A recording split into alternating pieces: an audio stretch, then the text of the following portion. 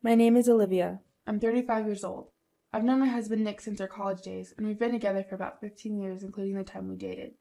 Both Nick and I are still working at the company we joined after graduation. Both of us working makes life easier. The more income, the easier life gets. Let's do it. I agreed with Nick's words and chose to keep working after we got married. I didn't hesitate because I didn't want to waste my hard-earned career. There was also another proposal that came soon after we got married. Things at home might get tough with both of us working, right? What do you think about living with the parents? I immediately accepted the proposal. I'm delighted. I want to live with your dad and mom, and with Lola too, right? Yay! Y'all really get along well, don't you? Even dad and mom and Lola. She talks about wanting a sister in front of me. I wish she would consider my position a little. I had established a good relationship with Nick's family during our courtship.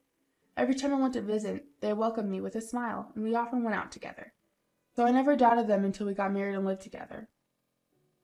I was looking forward to becoming a family after marriage. There was not a single thing that made me anxious. At 5 o'clock in the morning, I turned off the alarm on my smartphone and got out of bed. I quickly got dressed and headed to the kitchen. As I put on my apron, I boiled water, took out bacon and eggs from the refrigerator for breakfast, and continued preparing for the morning. When I put the morning paper that I had taken from the mailbox on the desk, my father-in-law came downstairs from the second-floor bedroom. "Good morning." "Good morning. I'll prepare the coffee." My father-in-law nodded and sat down at the dining table. It was 6 o'clock in the morning, and he always goes to work before 7 because he starts early. He's a high-ranking executive at a major company, famous even at my company for being skilled. However, at home, he's only quiet and never acts high and mighty. That was delicious. When he finishes eating, he always brings his dishes to the sink. At first, when he brought them carefully, I told him, "You can leave them there." "It's all right. Let me do at least this much," he responded. He doesn't talk much, and we rarely have a chance to chat, but I think he's a very kind person. It's been almost 6 years since we started living together like this, and everything has gone as planned with only my father-in-law. At 6:45 in the morning, Lola would come stomping down the stairs from the second floor. "Oh, I'm sleepy." "Good morning, Lola." However, Lola ignored my greeting. She came to check the kitchen as is. "Ugh, I was in the mood for cereal today." "Oh, I'm sorry, I made pancakes today." I knew what was going to happen next. Ignoring my explanation just like she ignored my greeting, Lola started throwing all the pancakes I had worked hard to make into the trash.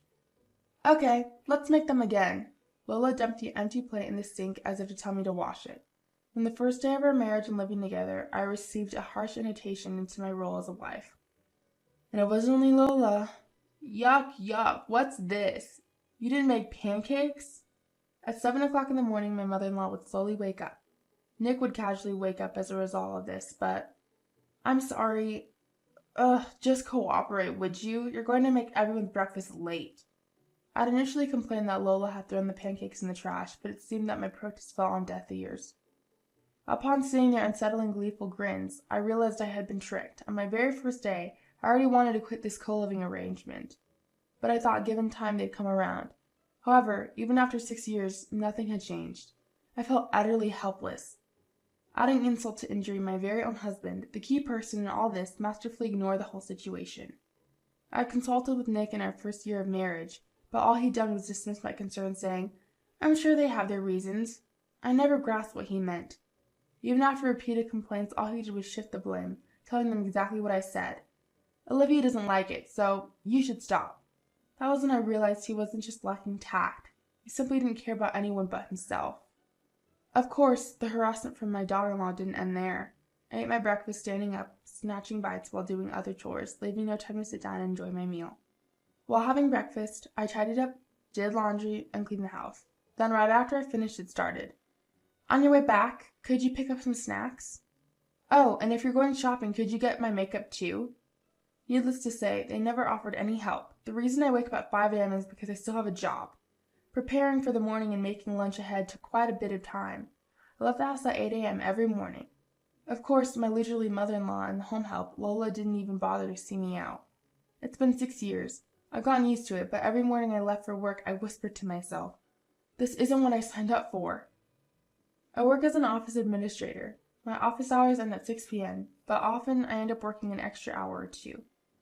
At first I used to work overtime regularly. However, I was constantly harangued by calls to my office. "Is my daughter-in-law there? Can she stop working overtime?"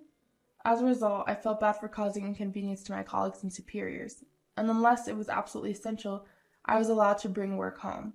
Usually, I got home around 7 p.m. Nick typically returned home by 8 p.m., so the first thing I had to do was prepare dinner for my mother-in-law and Lola and finish the laundry. "Can't you come home earlier? The laundry's not done yet." Of course, I didn't lift a finger to help. Neither did Lola. You can't even manage the household chores properly. I've been yelled at and even had my dinner withheld. In these cases, I still had to prepare meals for everyone else in the family. After they finished eating, they wouldn't carry their dishes and demanded coffee in the living room. I was left to clean up the dishes, prepare coffee, and run around. Nick would arrive midway through, but he never helped me out. "Pasta today? I was in the mood for pizza." "Huh? What's up? Are you in a bad mood today?" "No, just eat your food." "Alrighty." Even Nick's small remarks were getting on my nerves. After Nick and the other two had fallen asleep, I still needed to stay awake. I had to complete household chores and then finish up my work brought from the office. What should I do? At this rate, I might not be able to finish on time. Maybe I'll just do as much as I can now and continue during my lunch break tomorrow. "I'm home." Father-in-law, welcome home. I apologize. I'll prepare dinner right away." I was so absorbed in my work I didn't notice father-in-law had returned home, but he simply replied, "No, I'll take a shower first," and went into the bathroom. In the meantime, I tidied up my laptop and started preparing the meal. Once father-in-law finished eating, I cleaned up everything and went to bed. It was already 1 a.m., which was relatively early for me. The following day, I'd wake up at 5 a.m. and start another busy day. Then, one day, I collapsed at work. One morning, as I was walking around the office, I suddenly felt dizzy and fell. Thankfully, I didn't lose consciousness, and after resting in the break room, I felt a bit better. My boss told me to take it easy and gave me the afternoon off. Well, isn't it unusual for you to be home at this hour?" Yeah, I wasn't feeling well." Is it just an excuse?" "What? Come on, you look perfectly fine to me. It's not good for an adult to use sickness as an excuse to slack off, you know. You need to work harder." I couldn't even muster the energy to be angry at their laughter and nonchalant attitude. I never had high expectations, but their insensitive words made me feel worse than angry. My body just instinctively rejected them, and I found it hard to breathe. So you can put more effort into dinner today, right?" Of course, right. You've got time. You've been putting up with your quick and easy meals. You should treat us when you have the time." On that day, my husband, just like mother-in-law and Lola, came home expecting a homemade meal because I had the afternoon off. He didn't think about why I got off early or showed any concerns. As a result, I ended desperately cooking steak, getting constant complaints like, "Could you cook it a bit more? Don't you have any sausages? We don't need vegetables." I had reached my limit. "What? You're quitting your job?" I had decided to quit my long-time job. I thought that if I focused only on housework, things might get a bit easier. "I can't do this anymore. We should be able to manage with Nick's salary, right? I'm finding it hard to balance work and house chores." No, that's a bit unrealistic." At my husband's words, laughed out and saying it's unrealistic, I turned pale. "What? Why is it unrealistic?" "Because we two are contributing $1,500 to the household expenses every month, right? It'll be difficult to do that with just my salary." "Well, can we maybe reduce that?" I think Mom would probably say no." "Well, if it's not possible, it's not possible. Just try a little harder." The sight of Nick patting my shoulder and smiling, I had never hated him more. I thought it was pointless to talk to him anymore, but it seemed like fate was on my side. The company I worked for was downsizing due to poor performance. I had the option to seek assistance for the next job placement for my company or even stay, but I chose to resign immediately. "Huh? You're leaving because the company is doing poorly?" "Yes, that's why I'll be focusing on household chores from now on." I told Nick, who had just returned from work, that I had resigned from the company. I knew it was somewhat forceful, but I felt it was the only way to make him pull his weight. However, when mother-in-law and Lola, who were along with Nick, heard the news, they became livid. "Are you out of your mind? What about the money? If you're working, it's going to be hard on Nick. I won't allow any cutbacks." "But there are things I just can't do. Besides, juggling household chores and work was exhausting. I believe this is a good opportunity for me." No, but you said it's impossible. We need at least $2,000 to get by." "I think you can manage. After all, $2,000 is just for living expenses. Honestly, I don't believe the utilities alone can cost that much. I was under the impression that the $2,500 I was providing every month was going towards living expenses, and there had to be room for savings. Even though they adamantly said it was impossible, I believed the amount could fluctuate, as it was not a fixed cost. Then I was told an unbelievable fact by mother-in-law. Oh, my head hurts. You thought that was just for living expenses? Then what are you spending it on? I thought it was all going to mother-in-law and Lowe's living expenses. Let me be clear. Isn't it obvious that we need to cut back there? You're asking us to tighten our belts? What kind of wife are you? The $1,500 come from the paycheck, doesn't it?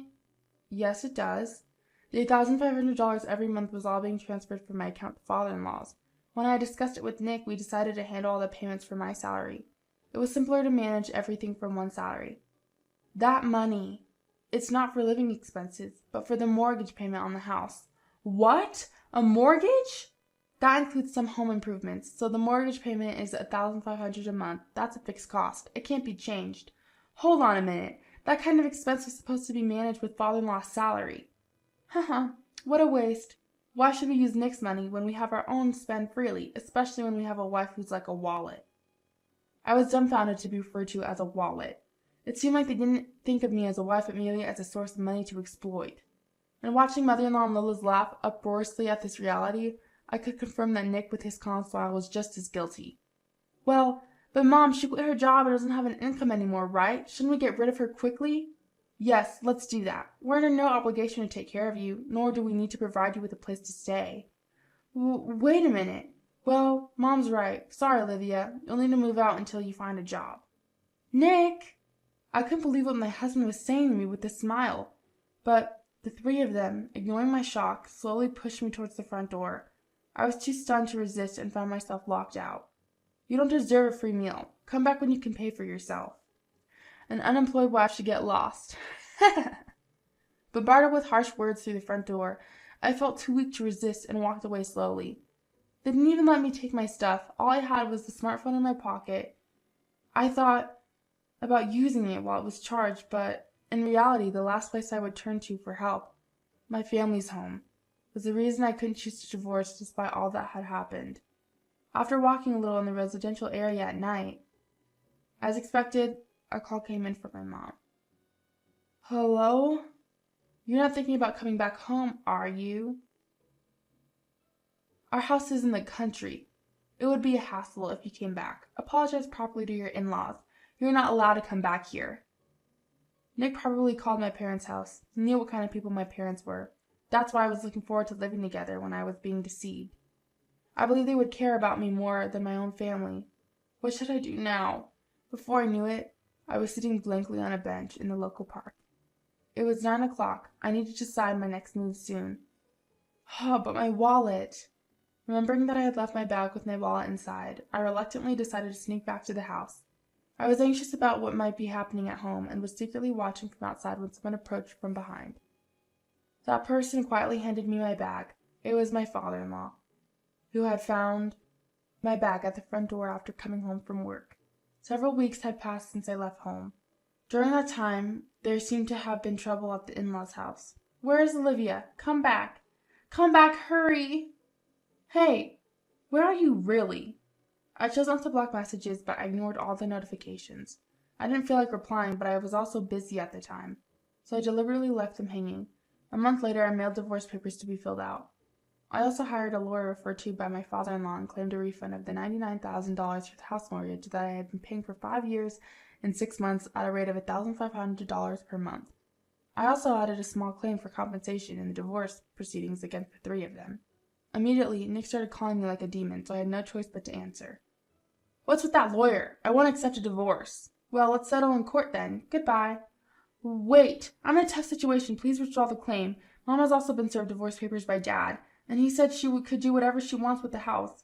Mom said she wants to stay here. Why don't you support her then? That's the hard part. That's why I'm saying please come back. No way. Why should I go back to such a hell?